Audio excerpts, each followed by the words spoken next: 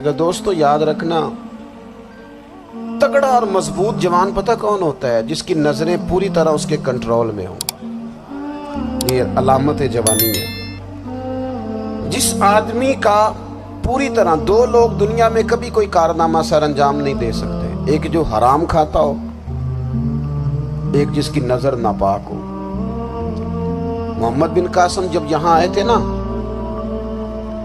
تو ایک دن بڑے پریشان تھے، تو ایک بزرگ کہنے لگے آپ کیوں پریشان ہیں؟ کہنے لگے راجہ دہر سے مقابلہ ہے اور ہماری فوج تو سندھ کے رستے بھی نہیں جانتی، زبان بھی نہیں جانتی، لڑیں گے کیسے؟ دو چار دن کے بعد ان بزرگوں کی دوبارہ محمد بن قاسم سے ملاقات ہوئی تو بڑے خوش تھے۔ کہا اب آپ کیوں خوش ہیں؟ کہنے لگے وہ میرا مقابلہ نہیں کر سکتا، میں نے تحقیق کر لی ہے۔ کہا کیوں؟ کہنے لگے نظر کا گندہ ہے، اور جو نظر کے گندے ہوتے ہیں وہ میدانوں میں ٹھہرا نہیں کرتے۔ میدان کے لیے نکلنے کے لیے پاک جوانی کی ضرورت ہوتی ہے، تطہیر مزاج ہونا ضروری ہوتا ہے، پاکیزہ افکار اور سچی اور سچی ستھری سوچوں کا ہونا ضروری ہوتا ہے۔ اس لیے فرمایا کہ میرا مقابلہ نہیں کر سکتا۔ حضرت عبداللہ ابن حذافہ کمرے میں تھے تو وزیر کی بیٹی اندر سجی سنوری پہنچ گئی۔ جیسے ہی آپ نے اس کفر کی چال کو دیکھا تو تیمم کر کے نفل شروع کیے۔ وہ ساری رات بیٹھی رہی، رب کا بندہ ساری رات عبادت کرتا رہا۔ عبادت بڑا سہارا ہے، مصلی بڑا سہارا ہے اللہ کے بندوں۔ صبح دروازہ کھولا، وزیر نے اپنی بچی سے پوچھنا چاہتا تھا رزلٹ کیا نکلا، تو وہ کہنے لگی پیچھے ہٹ جا، اب تیرا میرا تعلق کوئی نہیں، میں نے نبی پاک کا کلمہ پڑھ لیا۔ اس نے کہا میں نے بھی زمانہ دیکھا ہے، پر یہ کیا لوگ ہیں، کستوری کے بنے ہوئے، سندل سے دھلے ہوئے، کہ میں ساری رات کمرے میں رہی اور 100 اور 1000 آدمی جس جوان کا مقابلہ نہ کر سکے، اتنا طاقتور جوان کمرے میں رہا اور اسے نظر اٹھا کے نہ دیکھا۔ وہ کچا رنگے للاری والا جڑا چڑھدا تے لیندا رہندا ہے، اے عشق تیرے دا رنگ محمد چڑھیا پھر نہیں لیندا۔ میں کہا ایک دفعہ نظر اٹھا کے نہیں دیکھا، کمال ہو گئی۔ اتنے بڑے لوگ، اتنی بڑی سعادت مندی، فیروز بختی، معاملہ فہمی حد ہو گئی۔ اللہ اکبر۔ دوستو بادشاہ جب پوری طرح ہار گیا نا، اس نے کہا مار دو۔ تیل گرم کیا ایک کڑاہی میں، اور جب آپ کو اس میں ڈالنے لگے تو آپ کی آنکھوں میں آنسو آ گئے۔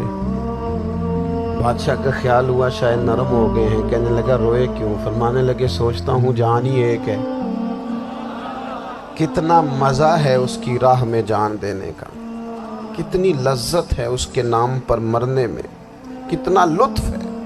جے تو چڑھیا اتے دار بھی نہیں تے جے تو وکیا عشق بازار بھی نہیں، تے ایڈا سستا سودا پیار بھی نہیں، تے ایڈا سستا لبدا یار بھی نہیں۔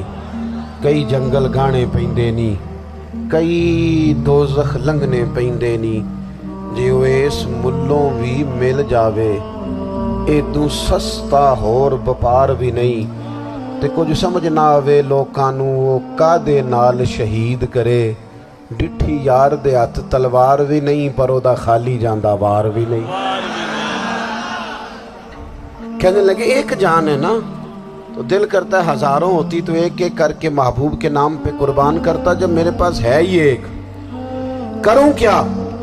حضرت عبداللہ ابن حذافہ رضی اللہ تعالیٰ عنہ جب روئے اور بادشاہ نے یہ بات سنی تو بادشاہ اٹھ کے کھڑا ہو گیا، سارے وزیروں مشیروں کو کہنے لگا تم نے کہا تھا نا بندہ ضائع کرنے والا نہیں، یہ بھی ضائع کرنے والا نہیں۔ کہنے لگا میرا ماتھا چومو، تم جیسے لوگوں کو قتل نہیں کرنا چاہیے، آزاد کرنا چاہیے۔ عزیز اپنی زندگی سے نا یہ بہت زیادہ ہرس، ہوس، طمع، اور یہ کسی بات کی بھی ہو، ہرس صرف پیسوں کی نہیں ہوتی، شہرت کی بھی ہوتی ہے، یہ بیماری انسان کو اقتدار کی بھی ہوتی ہے، تعریف کی بھی بیماری ہوتی ہے، یہ سارے نقص ہوتے ہیں لوگوں، اور معاذ اللہ بعض جبوں کبوں کے اندر بھی ہوتے ہیں، وہاں بھی پنپتے ہیں۔ اپنی زندگی جب تک اس سادگی میں نہیں لاؤ گے جو رسول پاک نے عطا فرمائی، جب لوگ آسانیوں میں پوری طرح الجھ گئے تو پھر وہ دور ہوئے اور کفر چڑھ گیا۔ دوسری بات، اللہ کے محبوب صلی اللہ تعالی علیہ وسلم کی محبت ہم سے تقاضا کرتی ہے کہ ہم اس مشن کے لیے کام کریں جس مشن کے لیے رسول پاک نے کام فرمایا ہے۔ ہم سارے کام بڑے مضبوطی سے، سوچ سمجھ کے، تدبر سے، حکمت سے، تقاضوں کو مد نظر رکھتے ہوئے کرتے ہیں سارے کام۔ دین کے کام میں ہمارا مزاج نہیں ہوتا، او ہو جائے گا جی، آپ بسم اللہ پڑھیں جی، شروع کریں جی۔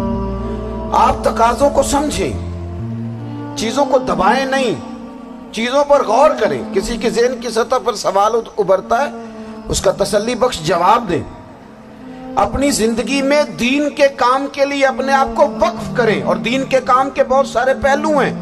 ہزاروں لوگوں کو قرآن پاک ٹھیک پڑھنا نہیں آتا، ہزارہا لوگ ہیں جو قرآن مجید کے مطالب سے آگاہ نہیں ہیں،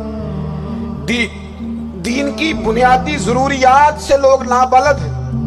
میں آپ کو کس طرح یہ بات سمجھاؤں کہ ہزاروں کی تعداد میں طلاقیں اس لیے ہوتی ہیں کہ مردوں کو طلاق کے مسئلے نہیں آتے، انہیں پتہ نہیں ہے کہ مجھے حقوق زوجین کے معاملے میں کیسے چلنا۔ ڈھیر سارے گھروں میں تباہی اس لیے ہے کہ تربیت اولاد کا دینی منہج ہمیں نہیں پتا۔ اپنا حصہ ملائیں دین کے کام میں۔ ایک آدمی کو اگر تو نمازی کرنے میں کامیاب ہو گیا، تیری زندگی بدل گئی۔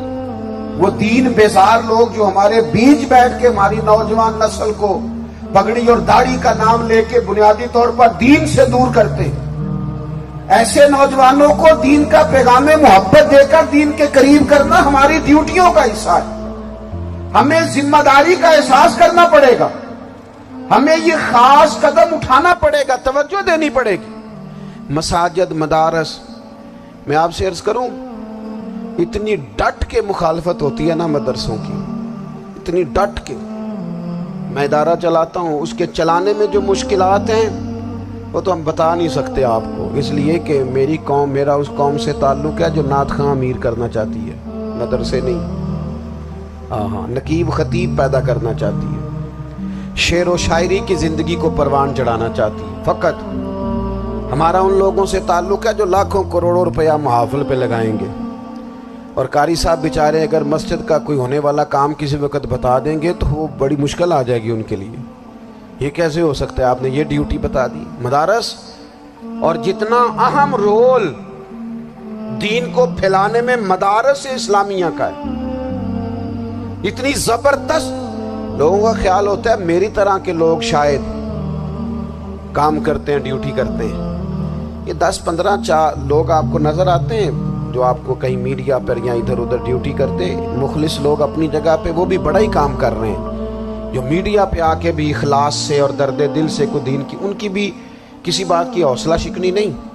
لیکن ہزارہا اساتذہ جو مدارس میں بیٹھ کے پڑھاتے ہیں، جنہوں نے وہ سارے لوگ تیار، آپ سمجھ نہیں سکتے کتنا بڑا کام۔ حفظ کا استاد جو ہوتا ہے نا، اس کی ڈیوٹی 24 گھنٹے ہوتی ہے، فجر سے پہلے، اور اس نے بچوں کو اٹھانا۔ تنخواہ تو ہم انہیں دینا نہیں نہ چاہتے جی، تنخواہ نہیں دی انہوں نے، ہمیں مولوی امیر نہ ہو جانا۔ مولوی نو تے سوٹ بھی 27ویں والی رات دے ہے تاکہ کدھر سوان کے عید والے دن پا نہ لوے، کیونکہ 27ویں تو بعد تے درزی پھڑتا ہی کوئی نہیں، کیوں حضرت؟ ایسا ہی ہے نا، اس وقت تو نہیں نہ لیتا۔ تو ہم چاہتے ہیں مولوی ہماری مرضی کے ہماری طرح کا سوٹ نہ پہن لے۔ مدارس کی مضبوطی آپ یہ دیکھ لیں، یہ صلاح الدین ایوبی کا تعلق بھلا کس چیز سے تھا؟